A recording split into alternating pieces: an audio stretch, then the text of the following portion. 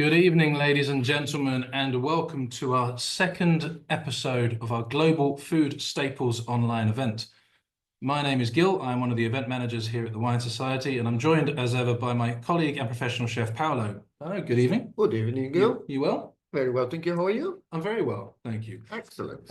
Noticing the beautiful sun's coming through where we are here in Stevenage, so hopefully it doesn't over the course of the hour just sort of come into our eye line, but we'll do our best to move with the sun as it sets. But as I mentioned there, this is our second episode of our Global Food Staples. This is an online series that Paolo and I are doing to sort of delve a little deeper into some of the food groups that have a global significance, not necessarily just within the UK, but very much that global thought rather than intrinsically, I suppose, if that's the right term. So today is our second session. We're looking at fish and seafood tonight.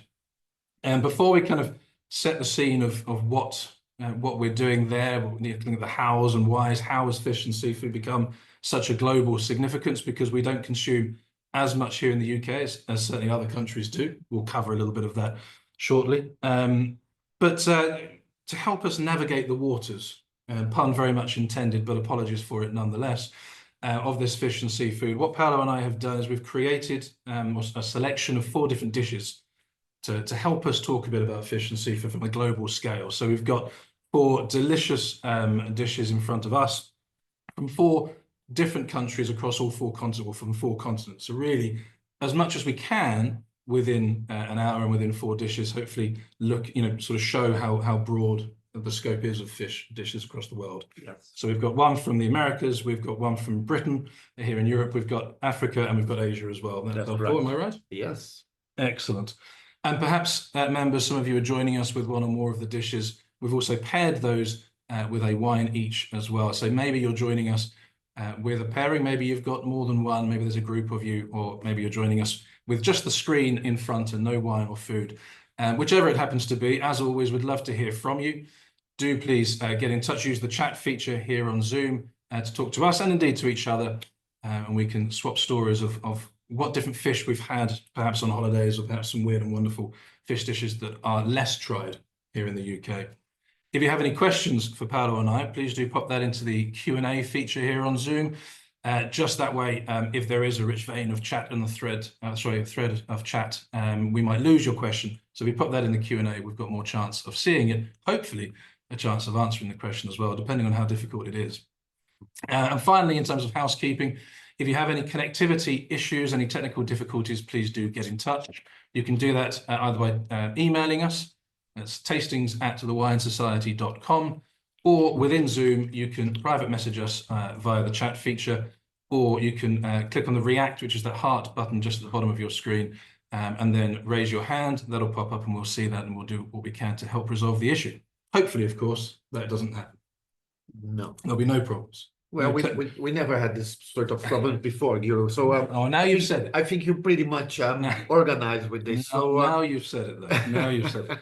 But okay, I think before we look at the first dish, if I may, Paolo, just again a bit more setting the scene of why we feel that fish and seafood is a global significance, a global important staple.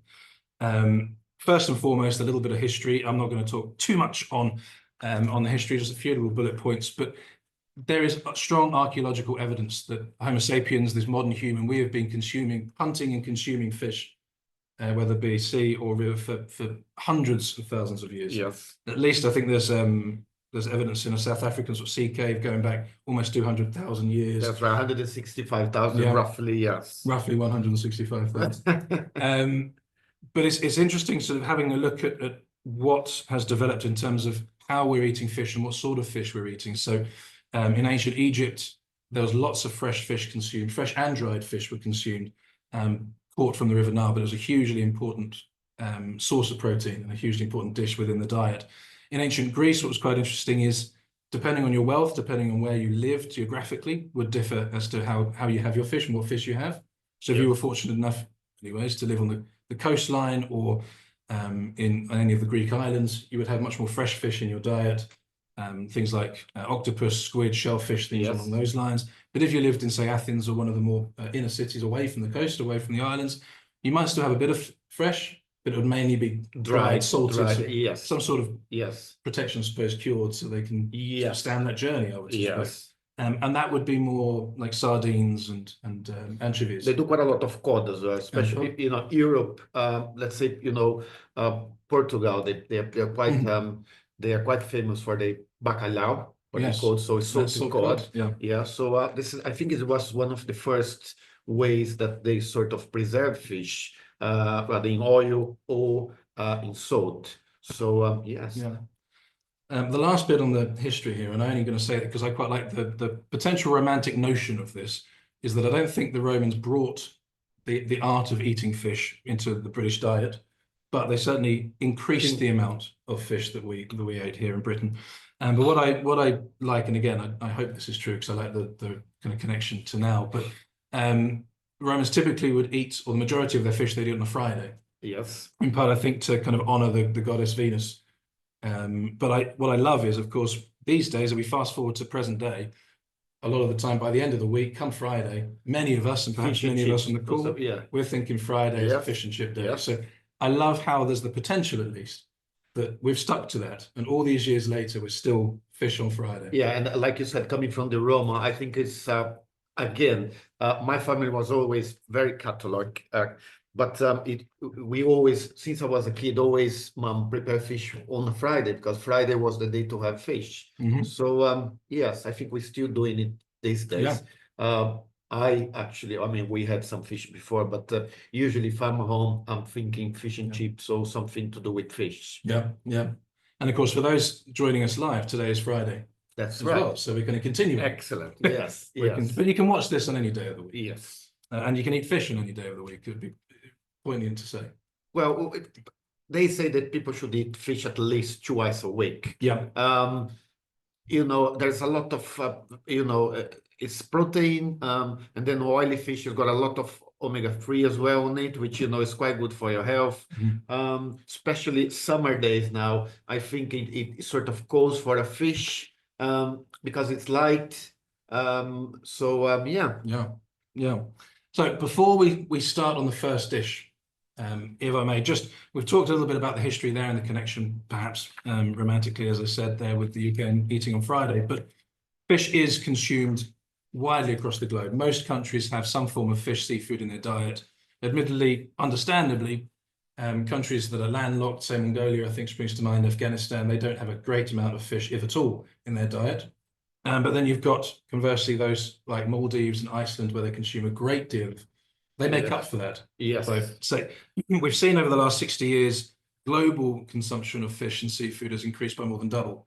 Yes. I think nowadays the average per capita is about 20 kilos of fish is consumed. Yes. Iceland, which is number one in terms of consumption, and Maldives both account for about 80 kilos each. Yes. So they kind of set It's the quite a trend. lot. Quite a bit. If we compare with us here in Britain, 17 kilos roughly. Yeah. I think we should. I mean, we eat quite a bit of fish, but if you compare with the 5 kilos from Iceland, it's what, 4 or 5 times the amount of fish. At least. Yes. Yeah. Yeah. On that, I think we rank about 12th on the scale of Right. fish consumption. Okay. So we're just under the average. Right. There's still room for improvement. Yes. But I think in our coastal waters and rivers, I think there's over 100 different species of fish. Yes. That could, so maybe some of those aren't edible. I can't list all 100. Yes. But there's opportunity for us to perhaps be adventurous and to try new fish and to eat a bit more. Yes. Do our bit, for sure. But it's not just in that respect. Over 1 billion people globally rely on fish as their sort of primary source of animal protein. Yes. I think in Cambodia it's about 70%. In Yeah. Bangladesh it's close to 50%. It's of huge importance, and that's really kind of why we thought, for our global staples, this was an important topic to cover. Yes. Because it is such a huge and crucial part of diet for so many people around the world. And also, of course, it employs around 60 million people, I think, within the industry. Yes. So not just from the consumption of, but also the production and manufacturing, it's hugely important in that respect as well. I'm going to leave that there because I'm sure we'll talk about wild farming and aquacultural fish, so wild fishing or farm fishing and sustainability, no doubt, and we should. Yes. But I think now we should have a look at the first dish. What do you think? I think we should. Yeah. Yes. Over to you. All right. So the first dish we done here today I think I'm sure there's a photo there somewhere, isn't it, Gil? So it's the ceviche. We've done a traditional recipe. I've done one from Chile. There's a few variations of them in South America. Some marinate the fish with lime, some with lemon. In Chile, they add red onions. I add a couple of tomatoes here just to break the acidity of the lemon. We've got chili, we've got red onions, we've got fresh garlic, and lots of lime juice and lime zest as well. The thing is with ceviche, I tend to marinate. I cut them into a centimeter cubes, and that I usually marinate for an hour, no more than that, because the lime juice will literally cook the fish. But if you do within an hour, I mean, you can have all the ingredients red separate, and then an hour before dinner or lunch, you can just put the dish together, and it's very nice and refreshing, especially with this sort of weather. So yeah, great dish that we've chosen, and Gil has some really nice wine pairing with this as well. I hope so. I don't know. I know the wine is high quality. I don't know the food is high quality. Yeah. I'm hoping that the pairing works well. I'm sure you will do. So members, if you have this, and I think I saw there on the chat that someone's got all 4 dishes and all 4 wines, so it'd be great to get your feedback as we go on what you think of this. But before I talk about the wine, talk about sort of what I was looking for with pairing for this dish. As you say, incredibly fresh, vibrant flavors. Lots going on within the dish. It's quite complex and all those different characteristics, but that freshness is really the key for me. Yes. And I needed a wine that matched that had a bit of body. It needed to have a bit of structure to pair up with all that character on the dish, but it needed some vibrancy. It needed some energy. It needed some acidity, but not too much. I didn't want the dish and the wine pairing to become too sharp. Yes. So what we've gone for, and I'll just share the picture here. Hopefully this will come up. Here we go. So this is the wine that we've paired. This is the Timorasso from Bovelli Luigi. It's from the 2022 vintage, and it's from northwest Italy, the region of Piemonte or Piedmont. I'll just share an extra slide, and I might come back to that one. But let me just bring this in. So here's a picture of or a map of the Italian vineyards. I'll get my pointer because this is where we are looking. Members, hopefully you can see this, but this slightly kind of, I don't know what we'd call that, slightly peachy grey. That's right, yes. Colour here. So we're in the northwest, we're in Piemonte, home of the likes of your Barollos, your Barbaresco, your Barberas, and they're not just the bees, there's Gavi and there's Cortese. But it's also home to this region. I'll just get my pointer off. I'll zoom in. So here we are. I've zoomed into Piemonte itself. And this region here where I've starred, so hopefully you can see the star there. This is an area called Colli Tortenesi. And this is a DOC. So this is an appellation an appellation that's tightly controlled. There's legal definitions, legal requirements. Within, we can see it's a relatively sizable, but not a huge size, this sort of geographical constraints. But that is where we're looking at with this particular one. And Timorasso is the grape variety. I'll talk a bit more about that in a moment. Let me just stop sharing the screen for now. But to the producer, so Bovelli Luigi, or Luigi and his wife Germana, they took over the estate in 1992. Luigi's grandfather actually founded the estate, but they took over the reins in 92. Up to that point, they had been working in viticulture, but also cultivated grain, cereals, and other product. But as soon as they took over, they decided to work exclusively to viticulture. And this was their sole intention. So they moved to farming 28 hectares. That's what they're now farming. 28 hectares. Roughly 18 hectares are planted to red grape or black grape varieties for red wine production, and around 10 hectares for white wine production. So they do have a number of different grape varieties, but Timorasso is the key varietal, and there's a lot of history with the producer, with Luigi in particular, and that grape. But to give a bit more in terms of the region, there's Colli Tortenesi, because it's probably not as well known as some of the other more famous appellations or DOCs in Italy and in Piemonte, some of those I aforementioned. But it was actually created in 1973, so it got given that certification and that legally defining appellation before its more illustrious or more well-known neighbour of Gavi. Right. And it's white wine. So, well, there's some red wines in there as well. But to be labeled as Timorasso, it has to be at least 85% from that variety. Right. This particular wine is 100%. And the reason why I was so keen to show it is because this was a great variety that up till the 1980s was pretty much thought of as being extinct. Yeah. It was nigh on extinct. Producers like Masso, I think it was, and Luigi and a few others decided to really try and rescue and save this variety. And now, thankfully, it's gained in plantings. It's still not wildly planted anywhere else, but it's not extinct. It's Right. there, and they're very much championing this variety. And it was something that came onto my radar when we first brought this wine in. I would admit I didn't know anything really about the varietal until we started listing this wine and speaking with Victoria about it. But I find it fascinating as a variety. So it's an ancient varietal. I've got it in the glass here. Members, let us know if you have it. It ages quite well. It tends to produce wines that are full-bodied. Again, as I say, that's what we were looking for with this dish. We wanted something with body, with some structure. Yes. But it gives us that kind of, we'd call medium acidity. So good acidity, but not too searing, not too racy. Yes. Again, what I'm looking for. I want some freshness. I want some lively energy. But it's got wonderful kind of peach and a little hint of tropical fruit going on in there, yes. alongside great apple and citrus to match up with all that And citrus in the it dish. brings the flavor up amazingly. It's just like if you had like on its own, it's a great wine. But with this dish, especially the freshness of the ceviche, I forgot to say I add some coriander on it as well. I think it gives great flavor. And yes, Gil, it's a lovely wine. And it goes very well with this dish. Yes. So what I'm going to do is just quickly reshare the first slide. So this is the picture of the bottle itself, because you'll see on the picture, hopefully, members, you can see this, because at the top of the label it says Detona. Yes. Or Detona, I'm not entirely sure, but that is a trademark that this group of producers that I mentioned, so Luigi and others, who have sworn to sort of protect this variety and bring it out from that near extinction. In 2000, they decided to create this trademark where they put Detona on the label. And essentially, that is the old Roman name for Timorasso. Right. Their hope, their aim is that will become, in its own right, a kind of accreditation. And if you see that on the label, it's a mark of quality. So rather than simply a trademark, they want this to become, this is the seal, this is the mark of quality, and 100% Timorasso.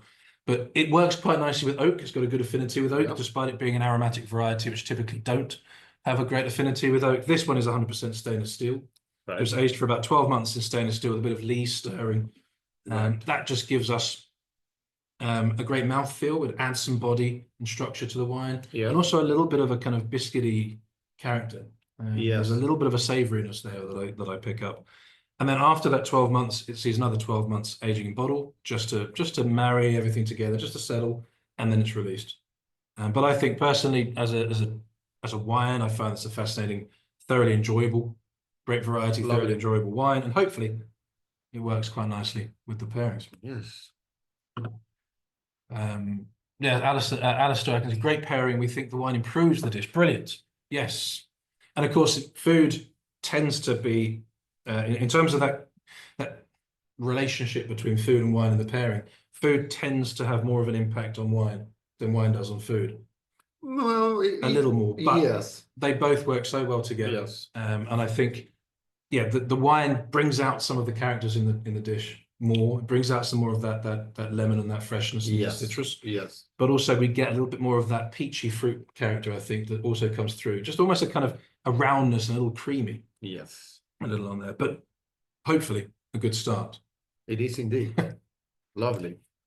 Should we go on to the second? I think we should. Good. So let me bring up our second course, and Paolo, you can talk a bit about it. Right. The second course, we chosen a classic British fish pie, which is lovely. There's many ways to do fish pies. I think I was talking to Gil before. I think it dated the 1600s when they started making fish pies, and they were making with eel and carp, which were quite cheap at the time. But it's been the British has been improving it for a long time. We have a classic here, which I've got salmon, I've got cod, I've got smoked haddock, and I've got prawns as well. So you know, you can do with almost any sort of fish. I wouldn't suggest having too oily fish like salmon and trout or something, but you can have salmon in it. It's absolutely fine. I've done with a sauce, a white sauce, which I've used the milk that I've cooked the smoked haddock on, so it gets that deep flavor on it. I mix some spinach as well in it. There's onions, there's garlic, and then the mash on top. So I made a really nice creamy mash. I actually like to sprinkle a little bit of breadcrumbs with olive oil on top as well, so it gives a little bit more texture to it. But it's a lovely dish, and I'm sure the wine that you chosen, Gil, it's gonna go with that as well, because it's got quite a deep flavor in there. Yeah. I've used some smoked paprika as well, and quite a bit of chopped parsley just to mix through it. Okay. So again, lovely flavor. I would think that's more like a wintry dish because it's got white sauce on it. It can be quite heavy, but it's lovely. You know, as I said to you before, you know, sometimes we I think at least twice a month we have fish pie at home. Yeah. Yeah. I'm a big fan of it. Excellent. It couldn't be left out. And this is our European dish. We did look at a couple of other dishes. We looked at Cullen skink, I think, at one point. That's right, yes. But we couldn't really look beyond. I think it's a classic. It's lovely, and you know, it pairs really nicely with the wine that you've chosen. Now, before I talk about the second wine, actually, there's a question that's just come up in terms of what fish you used for the ceviche. I can't remember if you mentioned. Fish for the ceviche. Yes. I've used fresh cod. Fresh cod. But you can use, I mean, it needs to be very fresh. We got a very good supplier of fish that comes, you know, on a daily basis if we need to. But you can buy good fish in supermarkets as well. I think Waitrose would be the one to choose. They have quite a variety of fishes in there. So I've used cod, but you can use sea bass, and any sort of white fish really.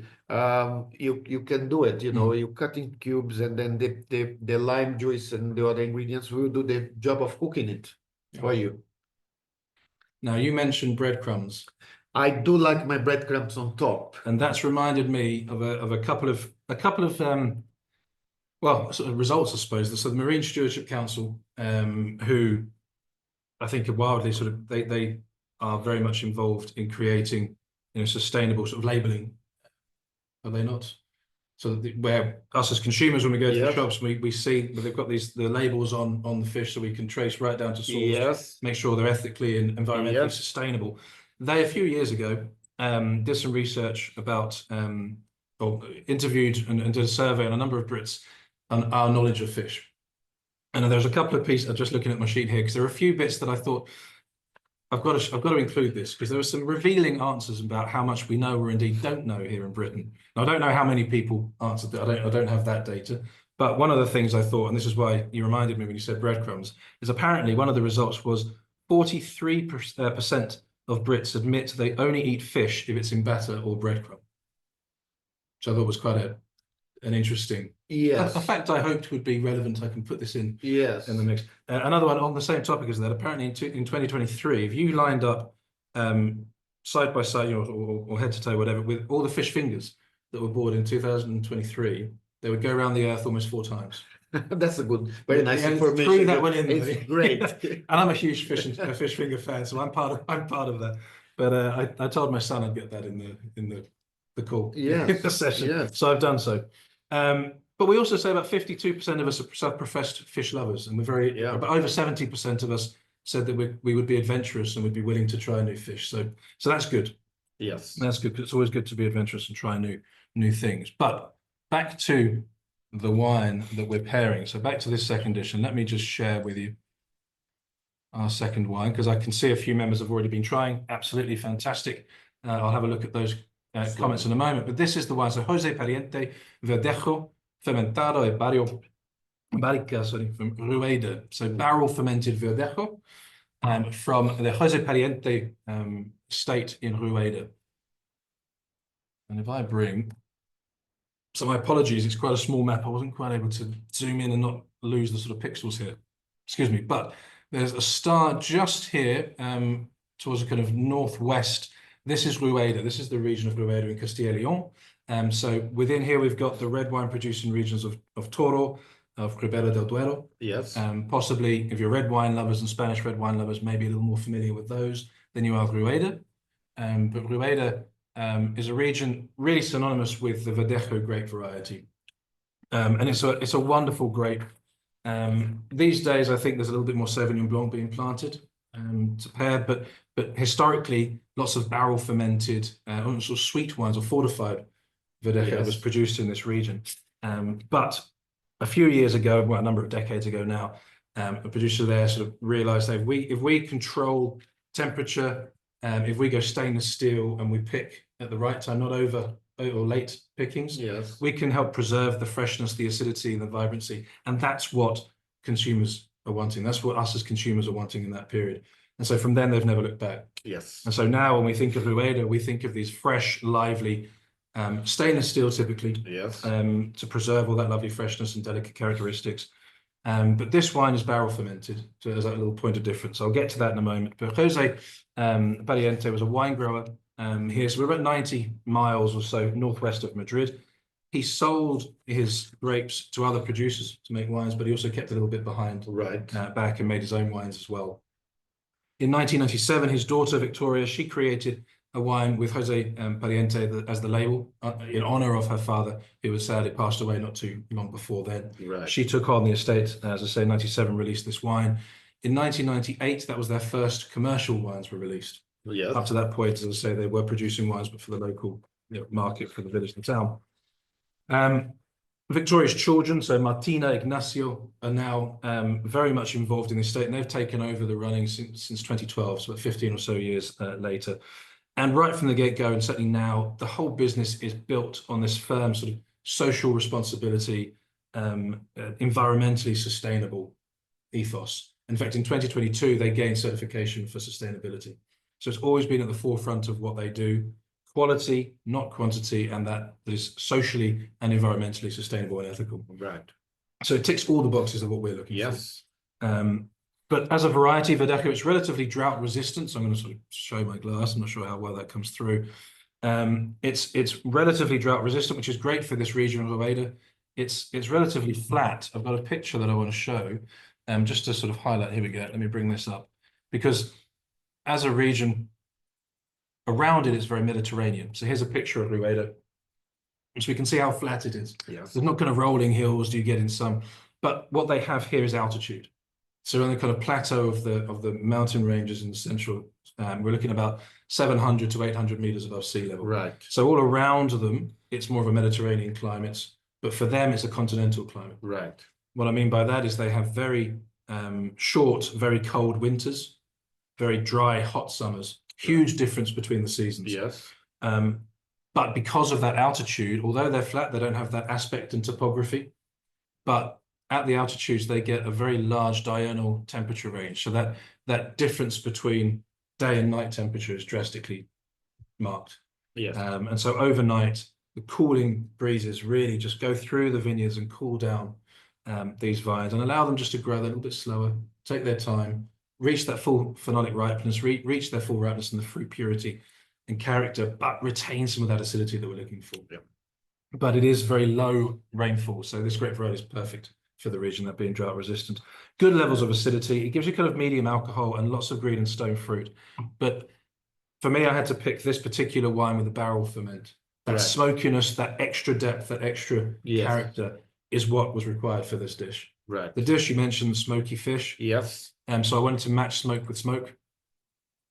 It needed to be robust. It needed to be full-bodied. It needed to be heavily structured. And hopefully, it is that. So we've got here great combination with the fish pie. Really enjoying the weight of the wine. Absolutely, it does have that great mouth feel and a great full body to it, but with enough acidity to keep it fresh and bright. The oak's not overpowering.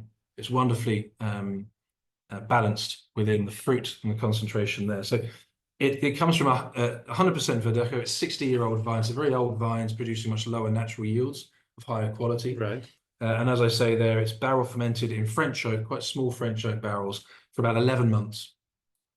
And constant batonnage with lees. So a little bit with like the first wine, it's in constant contact with its lees, those yeast cells from the fermentation, which adds more body, adds more of those sort of bready characters, more savory, complex flavors. So I love the wine. It's a great variety that we don't tend to see in this kind of style as often. We have those more fresher styles often blended with Sauvignon Blanc, which are delicious. But I was really keen to show this style as well. It's lovely. And I like, yep. So the intensity of the wine matches the richness of the fish bite. Brilliant. That's what we like to hear. Amazing. Very nice. Should we Again, go? very nice. Very nice. Yes, very nice. I like it. 2 for actually. 2. Yes. Shall we move on to the third? I think we should. I'm not sure if I have any more facts as good as my fish finger fact. But tell me about the third dish. So the third dish, we obviously chosen from the African continent, Morocco, to be precisely. Again, lovely flavors in there, quite deep in flavor. This one here has got onions, garlic, turmeric, cumin, fresh ginger, and salt and pepper, and I put a bit of tomatoes in there as well, and some chickpeas just for texture. I have used, again, cod, but you can use bassa fillet, you can use sea bass, ideally with white fish. Again, a lovely fish to do this dish, monkfish. It's quite expensive at the time, but you can easily do with any white fish that of your choice, and will come out really nice. It's a very nice dish, more like a winter dish. It's got a lot of flavors in there, but lovely. Good to eat on a Friday as well. An early spring dish for Yeah, this exactly, yes. goes all the way through. And there's prawns in here, you mentioned. I put prawns on it as well. Yes, because prawns are quite a popular fish or seafood yes, in Morocco. Yes, Prawns, mackerel, others yes, on those lines. yes. So this would be the sort of Yes. fish we would see in the dish if we were to go there. Yeah. And of course, so the tagine itself, not only is it kind of the style of food, but it's also that the cooking cooking process. That's right. Yes. What can you tell us about? Well, they especially in Morocco, they have that sort of conical pot made of ceramic that they have been using for a long time, and that's a good way to cook, especially to make tagine, because all the vapors that from the dish, they come to the top and then they come down again. So with the steam that the fish is cooking there, you almost making the sauce as well with it. So what do? You put the ingredients in there and you slow cook it. So all the vapor that goes up, it comes down, and then it just keep all the moisture in the dish, and it's a lovely way to cook. Yes. But you can use a slow cooker if you don't have a similar results. Similar results. You can use a pot as well with a thick bottom, so it doesn't burn, with a lid on it, very low heat. It will do the same effect. Yes. Yeah. Excellent. And this has, as you said, bags of spices, bags of flavor. It is, especially the cumin and the turmeric, fresh ginger. It's a very nice combination of these ingredients. You add a lot of depth on the dish. I put some fresh tomatoes in there as well. So it's a lovely dish. It's very easy to make. You can make in advance. Again, keep the ingredients separate, and then when you need to cook a fish, usually cook very quick. And especially with the prawns, if you overcook it, they tend to become like rubbery. So it's once you've got the ingredients done, it's about 15-20 minutes dish to be made. Yes. Yeah. Amazing. Now for the wine, if I may, I'm jumping straight in. I'm excited. I'm excited by all 4 of these wines, as I often am as I always am with all pairings and all wines. But I suppose the final 2 pairings for the last 2 dishes that we're looking at were perhaps sort of less expected, possibly, or slightly more left field. We typically associate sort of if we're eating fish, we'd have white wine. rather than say red wine or even rosé. Yes. But we often kind of overlook a great pairing opportunity with reds and with rosé. Yes. And rosé is what we've picked to go with this Moroccan tagine. So let me just share the wine in question. It's Dancer in Pink is the name of the wine. It is a rosé. We can see, I'll bring this up a little bit more when I'm not sharing the screen, but it's a very pale rosé from Black Chalk, who are a fantastic, principally sparkling wine producer in Test Valley here in the UK. So they're based in Hampshire.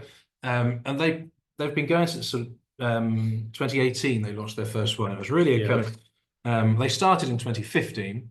I'm going to show a picture here. So here we've got two of the main teams. So we've got Jacob there, who's the CEO. We've got Zoe, sorry, there as well, and Andy is also there. There's a very small team, about 5 or 6 got a full time, but they kind of started in 2015. Jacob purchased some local grapes or grapes from a local Hampshire vineyard, launched their first wine in 2018, and really went from strength to strength fairly quickly. The quality that they were producing. So in 2020, they bought a group of sort of rundown farm buildings and created their own winery, and also bought in 2020 established vineyards in Hampshire, and that's where they're based. About 12 hectares that they bought. So for those of you like myself, initially, the Test Valley, where are we in the UK? Hampshire, we're down in sort of Winchester, Salisbury sort of area.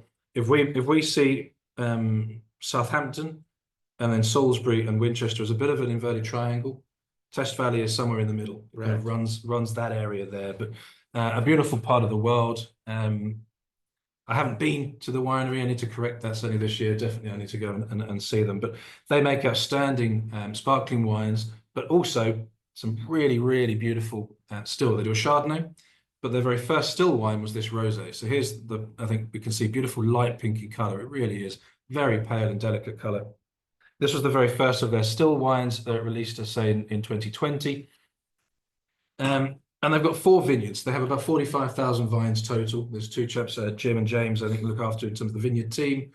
So it is a really small operation, but the quality is there for all to see. They have 4 vineyards, and this particular wine comes from 3 different grape varieties that they grow there. So it's Pinot Noir is the main varietal, about 55% Pinot Noir. We then have 29% Pinot Précoce, and about 16% Pinot Gris. Pinot Précoce or Précoce, I'm probably pronouncing that very wrong. My apologies if I am, but it's a kind of a natural mutation of Pinot Noir. Yes. So it's a thicker skinned varietal. It's an earlier ripener as well, an early budding and earlier ripening than Pinot Noir, which already is very early ripening anyway. And it produces wines with exceptional acidity and finesse and elegance and fragrance. But for our climate, when we've got the kind of marginal cool climate, something that's early ripening, just to get rid of and before any sort of frost or any cold snaps come in is vital. So about 29% of that. The Pinot Gris and Précoce, these are co-fermented. Pinot Noir is fermented separately. Okay. And then they're blended together to create the ultimate wine here. There's also full malolactic conversion going on. So malolactic conversion is the kind of, the conversion of acids of lactic acid, sorry, of malic acid to lactic. So malic acid, we'll think of, say, green apples, that really tart acidity. Yes. Lactic acid, think more dairy, so milk acid, so it's a little bit creamier. So the acidity remains as high. It doesn't reduce the acidity, it just changes the profile of it. And so you've got this wonderfully creamy, round, soft finish on this wine, along with beautiful, delicate red fruit character, really bright but delicate kind of reds, strawberries and cherries. I thought strawberry was quite, yes. But although it's very delicate, I was amazed when we did the taste of how well the flavors kind of carried through in the dish. The dish didn't really overpower the wine, which I thought maybe it was going to. It brings out a lot of the lovely kind of warming spices, but that creaminess on the end of the wine just kind of envelops that, and it's not, the spice isn't overly dominant or out of balance. It's just got a lovely velvet sort of finish to it, and a coating. And I was just thrilled with how the pairing went, and was really keen to show it because, as Alistair is saying here, it's not your average rosé. It really isn't. And a still rosé from the UK, we don't tend to taste too many of these either. It's lovely, actually. It's but a very nice. fantastic quality. Yes. A great team. You know, Jacob, Zoe, Andy, they're a fantastic outfit. And they produce a very nice sparkling as well, don't they? Tremendous It's sparkling. lovely, yes. Yeah, very much Yeah. so. Very, very much. But yeah, so it has a surprising complexity and power, really matches the spices. Amazing, brilliant. So yeah, that's our Black Chalk Dancer in Pink 22 vintage rosé to pair with our Moroccan tagine. Very nice. Yeah. Again. Should we move on to our Yes, our final dish. Fourth Yes. and final dish? Yes. What are we? What are we looking at? So we're looking at Thai fish cakes. I've chosen salmon as the fish. It's quite oily, it's quite rich.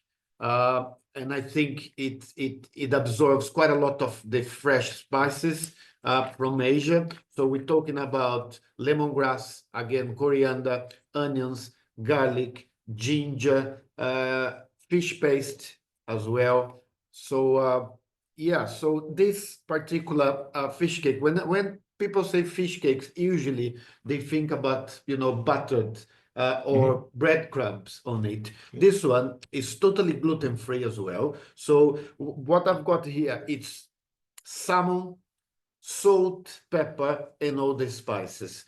I have actually used, which I quite like actually, it's quite good. I actually use Blue Dragon red Thai paste that you can buy in all supermarkets. It's a lovely. They have the green version, which is a little bit more spiced, and it's got a punch on it, which the red, I think it got a lot more flavor because it's got a little bit of tomatoes in it as well. So what I've done, I've just purely chopped by hand the salmon and then mix the spices on it. I put a little bit of fresh ginger on it as well, and a little tiny bit of fresh lemongrass, just to add a little bit more to it. And then we have quite a lot of lime juice and lime zest in it as well. And I made to go with it, because I think it's quite refreshing. I made a lime mayonnaise to go with it, and some rocket leaves just to break the spices of it. But it's a lovely dish. It's very easy to make. You can make in advance. You can buy like a half side of salmon. You can make the whole lot and then freeze it. It freezes quite well in portions. You don't have to breadcrumb, so it's quite easy to make. Lovely dish again, Gil. And we are pairing it with a red wine, I would assume. We have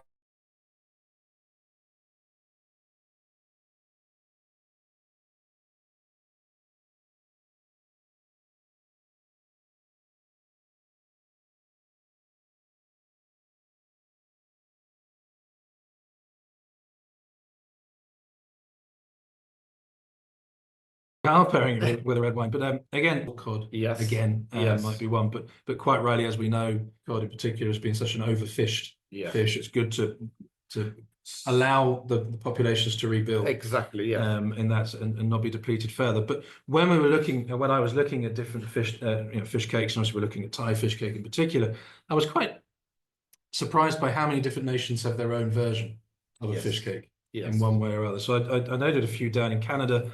In particular in Newfoundland and Labrador, you've got these sort of salted cod with mashed potato, with slight variations, differences. Yes. And as we say, we've talked about Thailand and Vietnam. It's sort of fresh fish with a bit of flour. They either fried, but often they're steamed or boiled. Yes. A lot of the time they come as a kind of topping to soups or noodle soups from the side. In Denmark as well, they've got various versions themselves. They're normally not breaded. Is one of theirs. They add potato again just to to bring together, because you need something to bond it. The idea of not having any breadcrumbs or anything in it is to give the chance that some people are allergic to gluten, and it's not deep fried again, so it's not quite heavy. It's a very light dish, I would say. Lots of flavors. And I can't wait to pair with this red wine here that you've got here, Gil.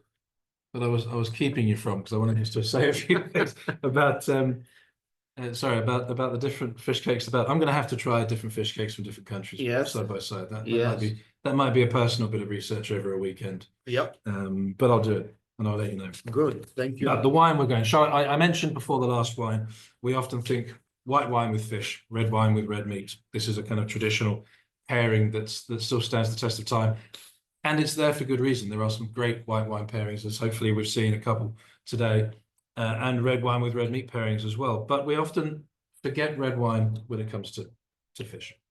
And so the red we're looking at, I'll just share the slide because a bit like the wine before, we were really taken by this particular pairing with the fish cakes and how well it brought out the flavors in the dish, and it locked in all those beautiful black fruit character flavors in the wine as well. And this is the wine, it's the Saumur Champagny tradition, Clos de Cordelière from Domaine Ratron. We're in the Loire Valley in France. So I'll just show a picture here, or a map rather, of France. I've got another one that zooms in a little bit, it's a black and white, but we're in this region here. So I'll get my laser pointer. This area here, this vast sort of expansive area here is our Loire Valley. We sit somewhere around here, I think. I'll zoom in and then I'll find out if I'm right or not, because here we are. And it's just where the star is here. So the whole region, this whole area is called Saumur. It's where we'll find our sort of Saumur brut sparkling wines and other such, which again is a great pairing with Thai fish cakes. In fact, I think our colleague Catherine at a recent Thai takeaway event paired Thai fish cakes with sparkling wines from Saumur. Right. But we've found a great pairing here with the red from Saumur Champagny, which is a much smaller region. It consists of only 9 communes, 9 villages right by the river. So just where the star is there, so much further, a much smaller geographical area. And there are 3 permitted grape varieties in Saumur Champagny. We've got Cabernet Franc, there's Cabernet Sauvignon, and then there's Pinot d'Ornis is the third. But the vast majority is almost exclusively Cabernet Franc. Right. Is the varietal.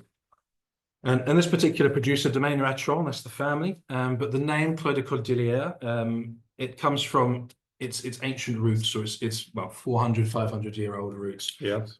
Because the first mention of viticulture here at the estate was in early 1600, 1630. Excuse me. The name Clos de Cordelière was given to the country house and the vineyards that surrounded. At the time, they were all being tended to and cultivated and harvested by the Franciscan monks who were called the Cordelière. Yes. So they gave the estate its name, and it keeps that name now and has retained it. In the 19th century, the estate was bought by a Bordeaux family, the family of Madame Amoreux from Bordeaux. Yes. But then in 1932, the Ratron family took over the estate, and they've added, of course, their name in this domain, Ratron, but they've kept that Clos de Cordelière as that sort of link to the past and link to history. Right. And it's 100% Cabernet Franc, as I say. The vast majority of plantings now are Cabernet Franc in the region. As a variety, it's one of the parents of Cabernet Sauvignon. Right. So it gives a very similar profile. Yes. But for me, it's not as intense on the tannic structure and on the acidity, and it's kind of all the flavors, but a little lighter. It is. So you can enjoy this wine a little younger than perhaps some Cabernet Sauvignon might do. This is also 100% stainless steel. There's no oak involved in this wine at all. But for that, we've got to have beautifully ripe fruit. Otherwise, you'll get some stalky green character coming through. Right. A little bit is grand. That's sort of slightly just ripe, the sort of capsicum, which is something I seek. And a little bit you get that kind of just right flavor, but you want lots of ripe fruit in there as well. So Saumur Champagny gained its AOC status in 1957. Sébastien Ratron was running the estate up until 2017. Sadly, his sudden passing. And so from 2017, after Sébastien passed away, his wife Marie-Françoise Ratron-Gallet took over the estate. And there's a lot of sort of family very much still at the helm. So sort of 4 generations in with the estate here. They're certified high environmental value farm as of 2020. And that was from the 2019 vintage. So another producer very much focused on sustainability, on giving back to the environment and that sort of those ethos, or that ethos, which is exactly what we are looking for. So no chemical weeding, no insecticides since 2018. And the vineyard is southwest facing. And why that's important is we are quite far north, in Loire Valley. So we do need some of that warmth and that heat. And so if we're south and southwest facing, we get that sort of a nice gradual warming from facing the equator. We get some of that not intense heat, but we get a nice gradual warmth, which is perfect for this wine. Also, the stony soils, that is sort of soils that lock in a lot of the heat Yes. over the day and then slowly radiate and emit that heat back through the vineyard at night. So again, it just lengthens the growing season, gives these grapes that perfect opportunity to ripen, which they do. I'm seeing a few pointers here, a few. So not too tannic, Alistair, here yet, but we are getting cherries. Yep, absolutely. I don't think it would work with the steak. Still cooking the fish. Let's see what it's like with the fish. Let me know. Cabernet Franc is delicious with homemade fish cakes. Brilliant, Kath. Excellent. Not tried the combination before. You know, I haven't tried the combination before we did this. But the Cabernet Franc, it's got such character. It's so deep and rich and ripe in its flavor, but it's beautiful fruit. It's all picked by hand. They sort it, I think, twice at the winery before they then fully destem. And it's, as I say, stainless steel. So no oak. We're looking at about 10 months in stainless steel to preserve all of that wonderful freshness, the acidity, that great, beautiful sort of primary fruit, the cherries, the blackberries, a bit of plum, wild strawberry perhaps in there as well. But a wonderful wine, and we were really taken by how it paired. It's really nice. I mean, it's not very easy to pair red wine with fish. But there is some particular wine. This one here is a good example, Gil. It goes really well with it. I must say that I'm not a big fan of red wine and fish as a chef, but I think through the years, you know, the way they're producing the wine now, the way they improve, you know, getting all the flavors that they want together, it goes really well with the fish cakes. Yeah, it's a nice combination again. A good combination. You nailed that. Excellent, excellent. This is what we like. Well, that's the four dishes, the four wines. I do have a few little bits, you know, to talk in terms of production. We sort of circle back before the end of, you know, we talked a bit about the consumption and how we've increased the level of consumption to more than double over the last 60 years. What we haven't talked about is the production. Yes. So much of this, and we touched upon overfishing. We touched upon that. Yes. But there's hopefully by following these you know, the Marine Stewardship Council's accreditation and following trusted sources and sustainable sourced fish, eating seasonally as well. Yes. There is hope to sort of correct the overfishing because overfishing has increased over the last 50 years. Yes. But in terms of production, and I found this quite interesting. If we were holding this, we wouldn't, first of all, 30 years ago, be on Zoom. But if we were talking and having this discussion 30 years ago, we'd only be talking really about wild fishing in terms of where our production of fish comes from. So everything from your line caught, your lonely fisherman on the side of the river, desperately hoping to catch that one fish. Yes. Right the way through to your commercial trawlers. Right. All of those are wild fishing. Right? But as of 95, so the last 30 years, farm fishing or aquaculture has kind of taken over. And now more than half of all our production comes from that source. And there's some advantages to that because that helps and allows the wild populations to rebuild. Yes. So it's the sustainable food production, more reliable food production, increased food security, therefore jobs within the sector. So economic opportunities as well for individuals as well as for nations. But of course there are disadvantages to it. That kind of farm fishing, as in, you know, controlled water environments and habitats where they breed, they rear, and they harvest the fish, can be quite resource intensive. Can potentially, you know, cause habitat destruction, water pollution. So there's a lot still to be done. But, you know, if producers continue to be, you know, regulated and regulations improve and increase, and we see much more sustainably focused farm fishing, which is definitely there and growing, then it is a relatively sort of climate friendly, low carbon food source, seafood. And if we start to eat less seafood, then our animal protein will perhaps come from more land based, and so there'll be more deforestation, more carbon footprint. So if anything, you know, sustainably sourced, absolutely, eat the right fish, but let's eat more seafood, would you say? Yeah. I was hoping you might expand much more on that. But no, I think I love fish, and I don't eat enough. I don't think I mean, as a chef, I mean, we do, you know, fish dishes nearly every day. Obviously, I try every single dish that, you know, I make, but our home it's not. We tend to have the Friday fish. Sometimes it will be, you know, something very simple like a a fish cake sandwich or something Yeah. in general, which, you know, Yeah. it's quite good. I quite Absolutely. like it. We do fish pie. Coming summer now, I love cooking my fish on the barbecue as well. You can do whole fish. There's, you know, a lot of supermarkets that sell whole sea bass, for an instance. It's quite easy to cook. It's not very expensive fish. And it's lovely. You know, I think we all should eat more fish. Yeah. It's available everywhere. And yes, you can make some really nice dishes with it. Absolutely, yes. So members, there's just check here if there's a question. So it's a quick question here about the wine list and the recipes. We can happily sort of send, I say this on your behalf. Yes, yes. Recipes or sort of links to where you can find recipes that you're working to, or Yes. that you would suggest are good recipes that are widely available. Yes. And the wines, absolutely, I can send across what the list of wines are again on an email that I'll send sort of early next week. But it's been an absolute joy, Paolo, as ever, to spend this evening with you and members with you as well. Yes. Talking about fish, seafood, tasting some great wines, I hope as well with Lovely, beautiful, yes.